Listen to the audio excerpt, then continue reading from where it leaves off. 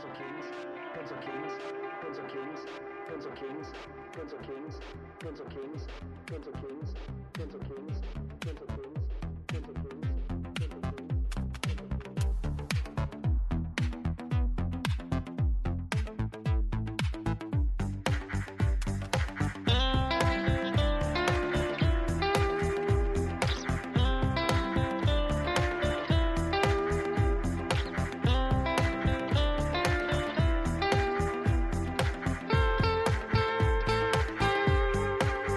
All right, we're back. This is the Pencil Kings podcast, and I'm super excited today because Cinzia Angelini is doing something that I did way back when I was first getting started, although she's doing it at such a way more professional, large, giant, amazing scale. So better to hear her story than mine, but I think this is something that anybody could do.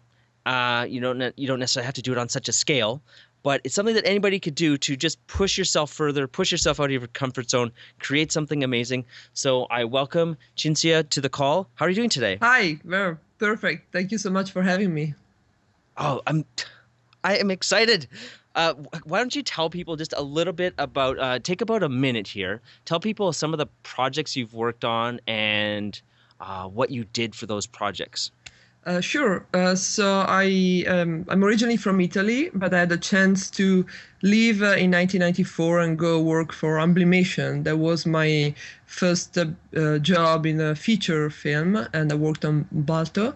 And then I stayed in Europe for a couple of years and worked on more feature productions, like Warner Brothers and other companies. And then I had a chance to come to LA, where I actually live and work for DreamWorks in 1997. So I started as a traditional animator. I worked on Prince of Egypt, El Dorado, Spirit, and Sinbad. So all the 4 traditional animation projects from DreamWorks. And then I had a chance in 2000 to move into CG over there. So during Spirit, I actually started learning Maya. So I was one of the guinea pigs that they used to see how traditional animators would move into CG. So from there, then I moved to Sony, and I worked on Spider-Man 2, Open Season, and then Disney on Bolt. And I went back for a little bit to 2D, traditional animation, to work on some special DVDs at Duncan Studios. And then I finally moved into story. I love animation, but for many years I wanted to work into the story department. So I had a chance to do that, and now I'm just a story artist. I just do that, and I had a chance to go back to DreamWorks as a story artist a couple of years, and I'm now at Illumination Entertainment. So I worked on the Minions movie for them, and I'm on productions that will be released in the next few years.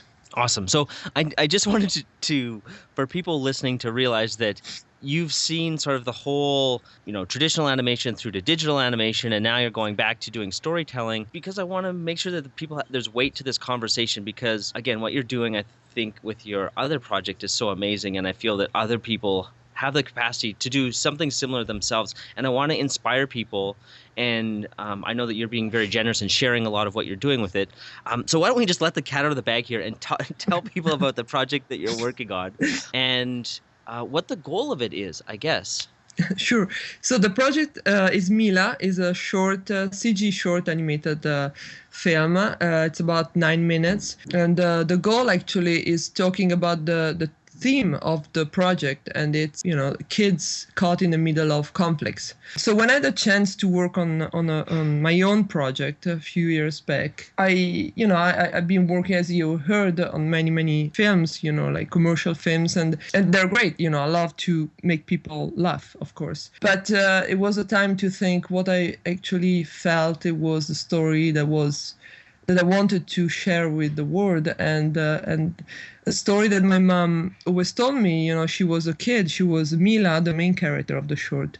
She was during World War II in Italy. So I grew up with many stories from hearing from her and my grandmother. There was an adult, of course, during World War II. And a particular story stuck with me, how she felt as a kid when bombs arrived and bombers and people started to scream and bombs went off around her and stuff like that. And unfortunately, it's very relevant to what's happening today. So that story in particular, that it's more of a feeling that she had and that is still with her, stayed with her, and made me think, how much damage is done, not just physical, of course, but psychological damage to kids. So say, I want to, tell a story with animation, the medium I love, about that. And so I came up with the story inspired me. And of course, I had to come up with a story that would work for animation, because you cannot really have an interesting character that doesn't do anything, because he freezes or she freezes in the middle of the street because of the bombs, So I created a story around it that is inspired by her, and is set in Trento, Italy, where she grew up and where my family is from. And so the goal is to raise awareness about this and talk about what happens to kids in the middle of war. And the amazing thing about the project is that I'm not alone. And after a few years, we started production, 2010. And I had a bit of pre-production before, but the true production started in 2010. And since then, we are now more than 250 artists from 25 countries. And we all share the same goal, talk about this. Okay. So just for anybody listening, what's the website? If they wanted, they could go to it right now. It's milafilm.com, so milafilm.com. Okay, perfect. So if you're listening, you can go there and check it out and just see what they've been working on.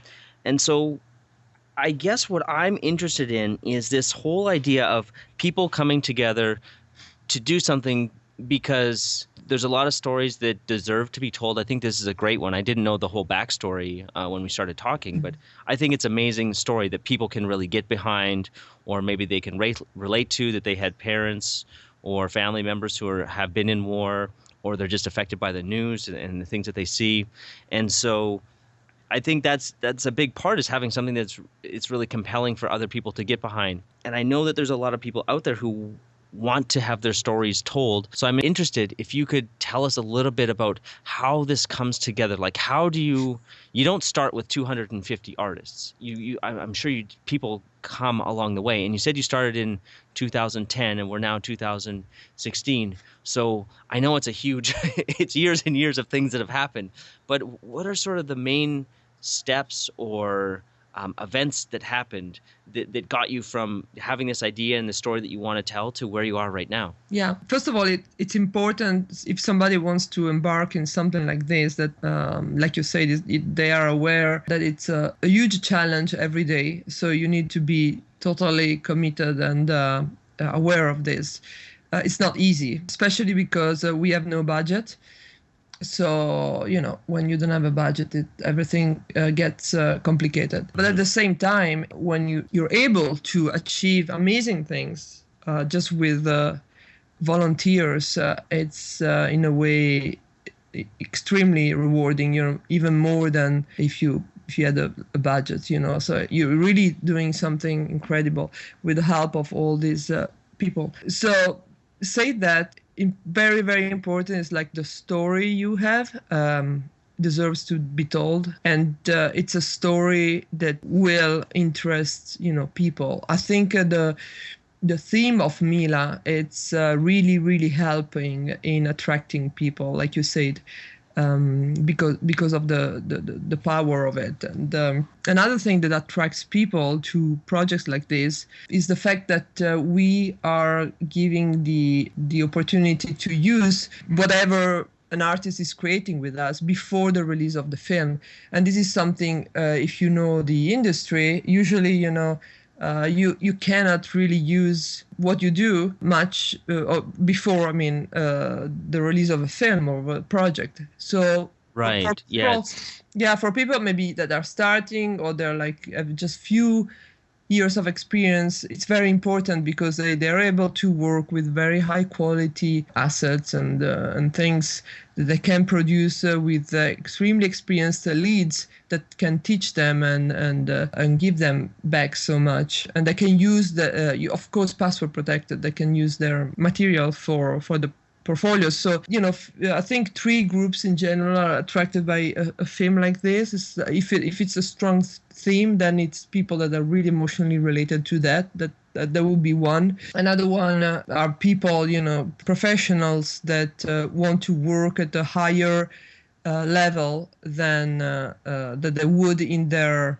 country, and then students that don't have much on their portfolios and they want to quickly create a nice portfolio at a high quality. So very important to start once you have a story and to figure out the story very well, because as you said, we've been in production for 6 years now, and you cannot afford to change the story as you go too much because of the volunteer aspect of things, and the fact that if you start changing, it's already complicated. If you start changing things like big studios do, and they waste money every day, you cannot do that because you're using volunteer hours. I mean, if something comes up, it's like, oh my God, if I just thought about that, but it is great, you should change it, and it makes total sense. You can do it once or twice, but you can do that in a regular basis. So very important, the story is figured out from the beginning. The characters are designed, and they inform as much as possible the modeling department and look dev and everybody else following. If the design is not solid and you change it as you go, it's just going to be a disaster. So very, very important. The pre-production is absolutely solid. So you start with something that is very figured out from the very beginning.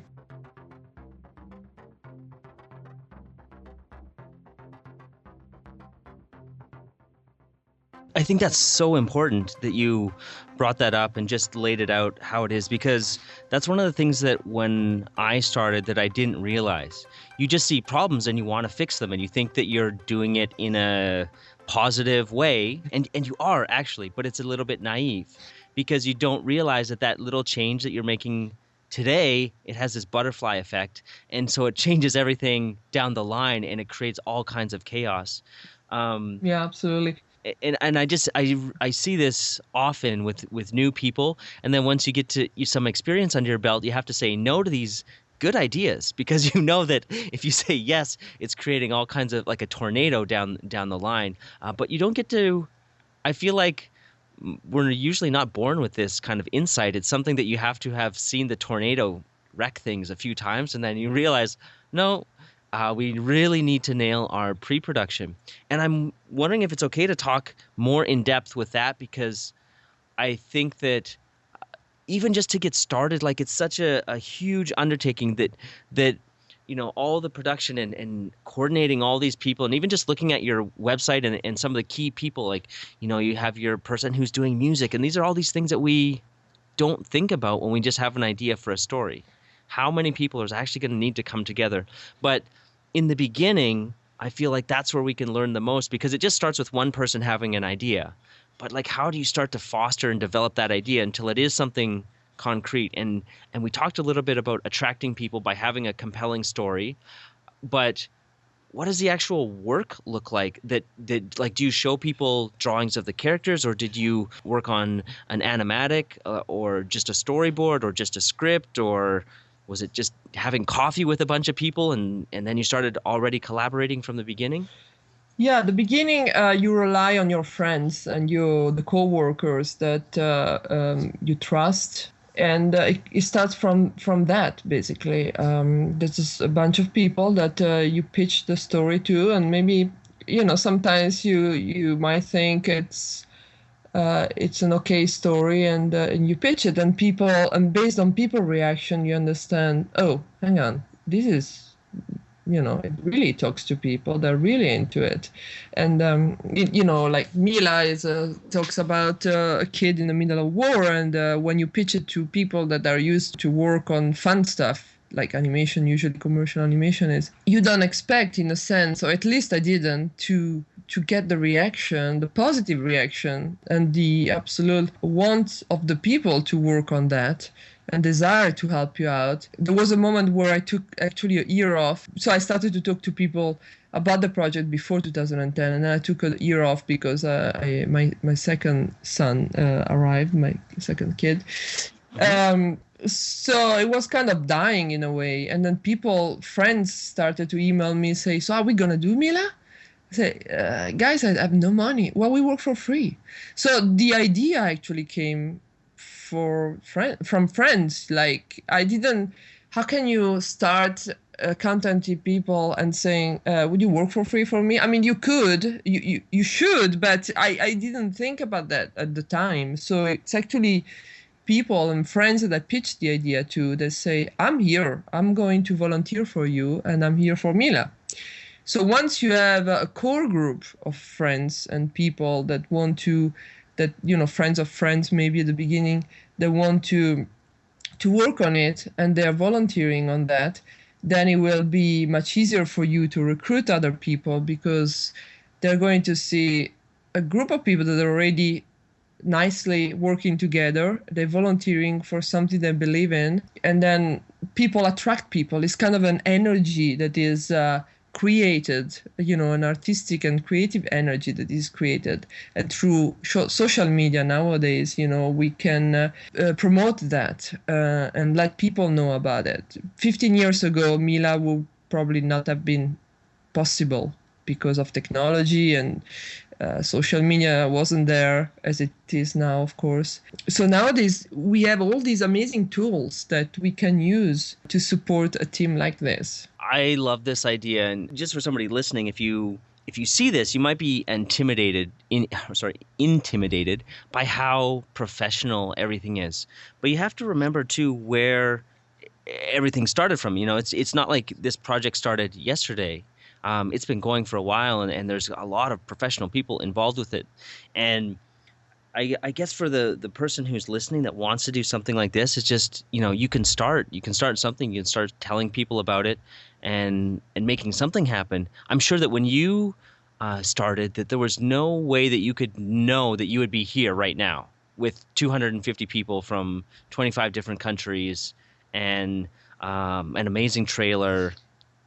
I feel like there's no way. No, I think it's kind of unique, and maybe there are other productions as big as we are based on volunteers around the world. I don't know, but I wouldn't surprise if we are the biggest production right now in the world, working like this. So it's really incredible. And one thing that is very important, because, I have a artistic mind, and many of the listeners that want to start a project might be artists. So it's important. I'm not saying that we are not able as artists to be producing our own project, but sometimes it's important, especially when you grow to this scale, to have a production team that supports everyone and the artists. So I had a great chance, and I was lucky to find an amazing producer that is Andrea Ems.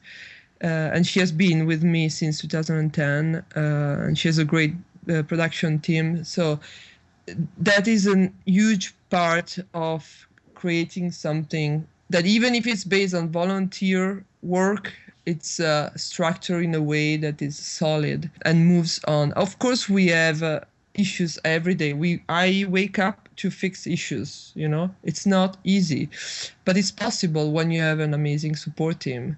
So that's it's very important for an artist, for a director that wants to write and create his own story, to also be ready to find a person that will be as responsible and in charge of his own project. So sometimes people start and they want to hold on to everything and they don't want to share, and then that's a mistake. I mean, because if you want to do your own film on your own and you're just going to do your thing, fine. But if you want to go to like a very high quality, not saying that if you're on your own, you cannot do a high quality, but 2D is easier to do on your own, I think. When you go to CG, unless you are like a genius, you can do everything. There are like so many aspects of a production that doing everything at high quality for one single person for 9 minutes, I don't see it. So maybe we are even like too big sometimes, like I think, oh my God, we have so many people. But I'm sure you can do a project with less people, depends. But it's important that you share with your team and you let other people do their job is fundamental.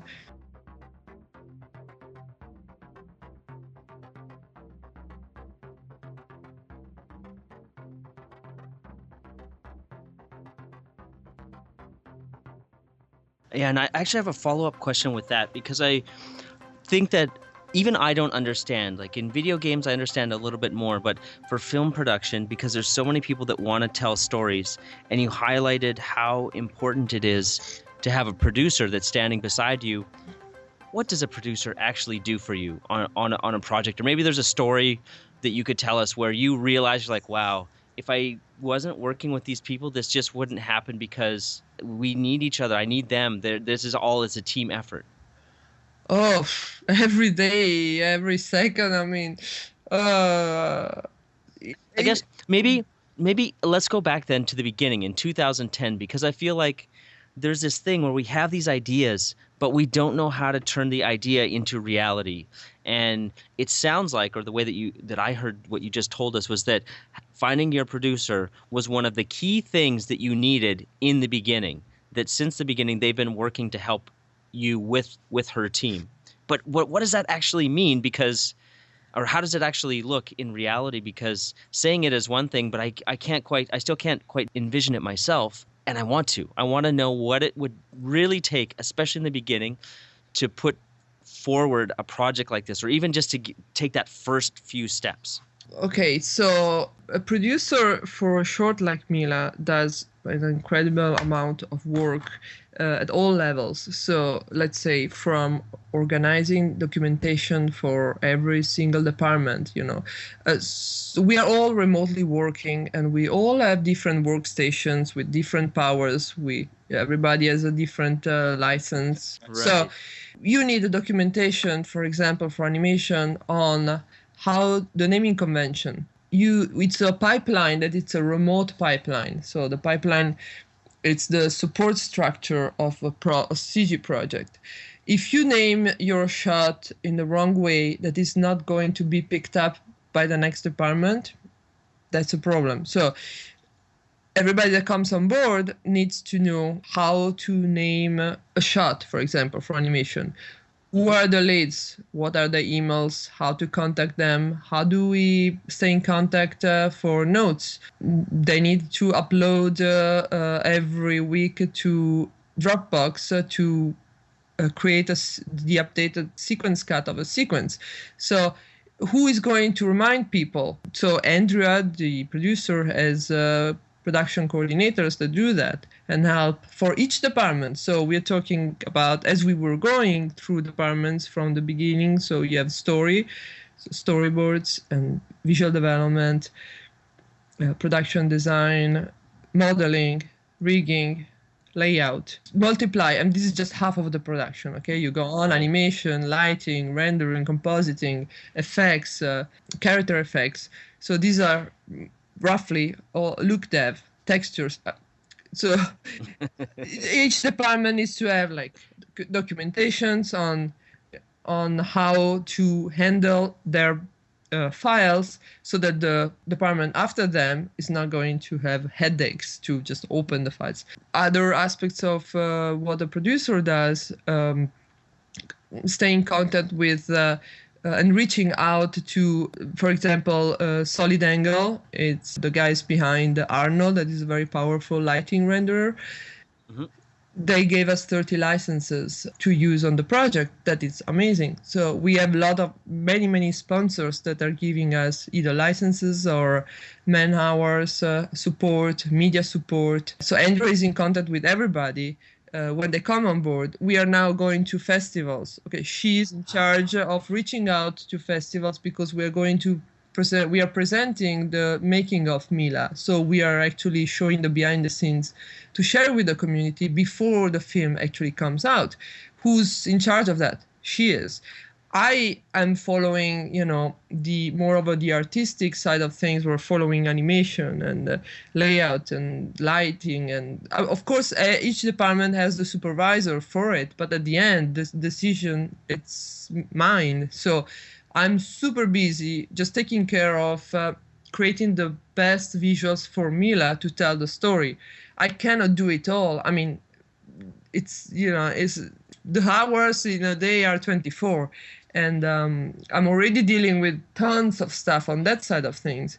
So she's dealing with more of the what supports us and the artist to make it happen. Then there is a problem, she is CC'd on every single emails. I mean, we are like thousands and thousands of email on Mila, so anything. And then we are people, so 250 people, I think that the experience with everybody has been amazing, but it's natural that problems might arise for difference of views or whatever happens. Who's going to talk to people and try to make everything happen without creating any issues? She's going to be the one. So anything that helps production go forward in a nice and smooth way for everybody. Okay, I think that was a fantastic breakdown of this kind of the magic of a producer, especially a good producer, that allows you to do what you do. And there's enough work in having the sort of the creative vision and holding that tight. And I'm sure she shares some of that responsibility with you, but then she's making sure that everything else is in line so that you can do your thing. Yes. So that's fundamental, because if your mind is busy following the story, making sure that the storyboards are followed, during they always improve. Every department is there to improve what the previous department did, but the main direction needs to be solid, and the director cannot really lose the view, otherwise it's the end of it. So while you're concentrated on that, you absolutely need someone to take care of all the rest, and it's a lot. So that's important. Oh, well, thank you for that. I hope that as someone listening, and especially if you have a big project that you want to do, that you're starting to see, I mean, we've only just barely scratched the surface, but you're starting to see the amount of time that gets put into things, the seriousness of the project, where it's like, if your story was, let's just say, like just a popcorn story, like something very simple and light, it probably isn't going to move people the same way as it did the way that you told your story at the beginning of this podcast about the story of your mother and how it's relatable to children today and war, that people can really get behind that, and they're willing to put in their time because they believe in it. And so as that listener, I just want to impress on you like how hard it is, but also that I feel like it's extremely rewarding, and it's still worth pursuing, even though it's a lot of work, right? Yes, it's a lot of work. And when I started, if they told me it was going to be that much, I would not believe that. But it's totally worth it. And I think that I've been in animation for more than 20 years. So, but when you work in big productions, you usually know very well your department, maybe a little bit of the department before, maybe a little bit of the department after, but these are big pipelines. You don't know everything. When you work on a project like this, you learn so much, because you have to go through as a director every single step of the process. So I would recommend to people that want to be directors in the future to absolutely do it. Maybe you don't want to do 9 minutes at this quality. It's crazy what we are doing. We have multiple characters, multiple locations. We are doing everything that usually you're not supposed to do on a short. So even if you have a very simple short, like a minute short, I totally recommend it, because creating that minute will inform you of so many aspects of the production of a computer animated film, that you will, when you finish, even if maybe you're not so satisfied with it or whatever happens, but when you finish, you learn so much. It's so incredible that it will be totally worth it for your career if you decide to stay an animator or a lighter or whatever, or even better, if you decide to go into directing, then you will know and appreciate what it takes to do it. And you will be able to anticipate as a director the consequences of a decision in one direction or the other. So it will really open your mind on, okay, so we're going to do this because I know that if we do that, it's going to be a disaster, because you already did your short and you know it. So it's really important.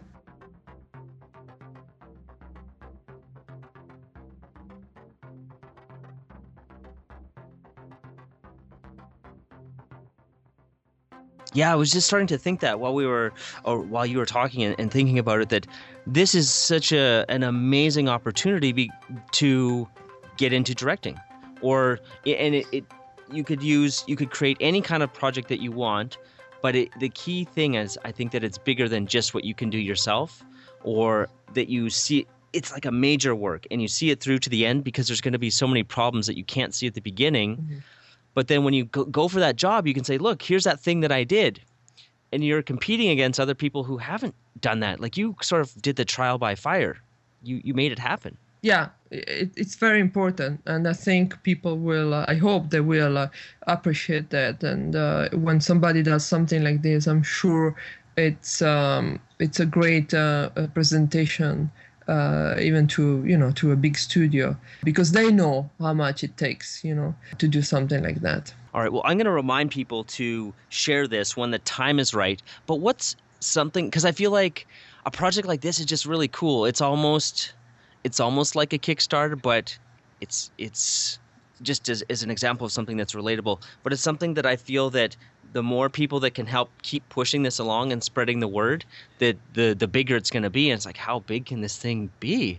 That's kind of the question on my mind. That I'm really, of course, I'm excited to see it get finished, but I'm also excited to see how many people can be touched by this. And so I'm curious, is there, or what can we do, or is there something that we can do as listeners or people who are inspired by this, who are not animators, who are, I'm sure you have a lot of people in your production already, but there's things that we can do without taking your time that can still help in our own small, tiny little way, even if it's just hitting share. But I feel like there's maybe something more that we can do also. Absolutely. I mean, it's great that you're asking, and this is kind of shows the power of Mila. Basically, what we need, it's everybody, because we are not we are a virtual studio, and everybody works under a virtual roof, but we don't have like a proper budget for marketing like big studios have.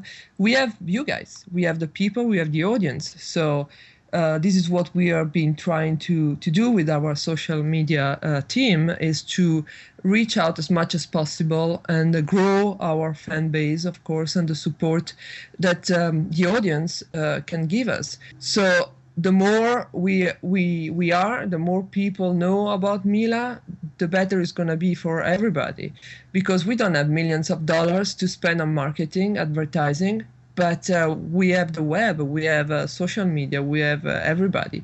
So, of course, sharing and letting everybody know about Mila. We are going to do an Indiegogo campaign in May. So if around May you want to support us and find us on Indiegogo at Mila Film, of course, that's going to help with the production costs, because even if we are like volunteers, we still have like daily costs, keeping a server and having licenses and having to travel to a festival to promote the film. We have cost every day. So the Indiegogo campaign will help with that. But yeah, absolutely. Sharing. We have a Mila fan contest. Basically, if you go to Mila Film on Facebook, you can download the Mila fan image and take a picture and post it on your Facebook account, tag us at Mila Film, and keep raising the awareness of the project that way. Awesome. Well, I'm gonna follow up. I'll make sure to put it in my calendar right away, because I'm very interested to see where this story goes. And part of my mission with this podcast, and if somebody's listening, I just want to put this out there, that I'm trying to figure out how we can use this podcast to best serve artists or projects like Mila, so that we can use it as maybe not the launching platform, but just as another nudge. Like I feel like if there was 10 podcasts and everyone was kind of nudging it, that adds up to something. But there's more that we can do, and we have our Pencil Kings community of artists that. So I'm trying to figure that out. If you know what the answer is, or you have ideas, please hit me up, Mitch@pencilkings.com. But thank you so much, Cinzia, for coming on, telling us about your awesome project, and helping break down some of the steps that if somebody wanted to go down this path or a similar path, that they would have a lot more perspective than 30 minutes ago. So I really appreciate that. And if you're up for it, I would love to have you back when you're in like full promo mode, if you can, spare another half an hour, to get the update at the end of the story. Absolutely. It'd be amazing and an honor to be back. Thank you so much. All right. Yeah, thank you so much. So we're going to wrap here, and we'll be back next week with another episode of the Pencil Kings podcast. Take care. Bye. Ciao.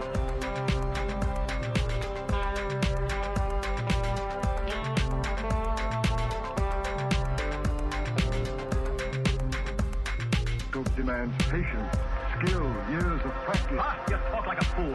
I would trade a century of practice for an ounce of inspiration.